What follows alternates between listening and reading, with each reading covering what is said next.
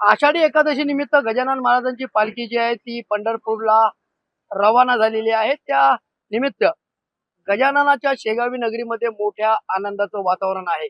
काही भक्त आपल्या सोबत आहेत, आपण त्यांच्या देखील प्रतिक्रिया या ठिकाणी जाणून घेऊयात. मला एक सांगा, आज पालखी निघते, कसं वाटतंय? एकदम आनंद वाटतो, स्वर्गीय आनंद वाटतो. 1970 पासून आमचा हा चहा पाण्याचा कार्यक्रम चालू आहे. 2019 पर्यंत 50 वर्ष झाले. आता हे 56व वर्ष चालू आहे. मग ते 2 वर्ष बंद होता कोरोनामुळे. 22-23 पासून हा पुन्हा सुरू झालेला. तर आनंद वाटतो. 56 वर्ष झालेले आहे पूर्ण पालखी जी आहे ती पंढरपूरला जाते. मला एक सांगा, तुम्ही कशा प्रकारे आज आनंद व्यक्त करताय, कारण पालखी पंढरपूरला जाते?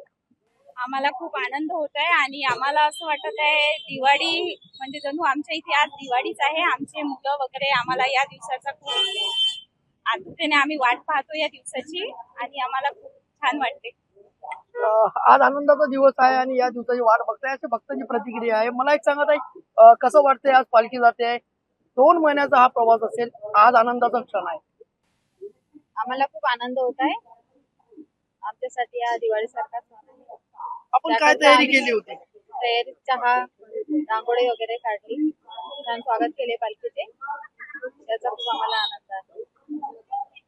गजानन महाराजांची पालखी पंढरपूरला जाते, त्याचा आनंद हा भक्तांच्या गगनामध्ये मावेन असा झालेला आहे. कारण रांगोळी असेल, त्याचबरोबर पालखी सोबत सहभागी होणाऱ्या वारकऱ्यांना चहाच्या पाण्याची व्यवस्था असेल, अशा प्रकारची संपूर्ण व्यवस्था जी आहे ती या ठिकाणी गजानन महाराजांच्या भक्तांनी केले असल्याचं आपल्याला पाहायला मिळते. त्याच्या पलीकडे जर आपण जाऊन बघितलं तर तब्बल 2 महिन्याचा हा गजानन महाराजांचा पायदळ प्रवास आणि त्यानंतर आषाढी एकादशी निमित्त पंढरपुरात होणारा मोठा सोहळ्यामध्ये गजानन महाराजांची पालखी जी आहे ती सहभागी होणार आहे.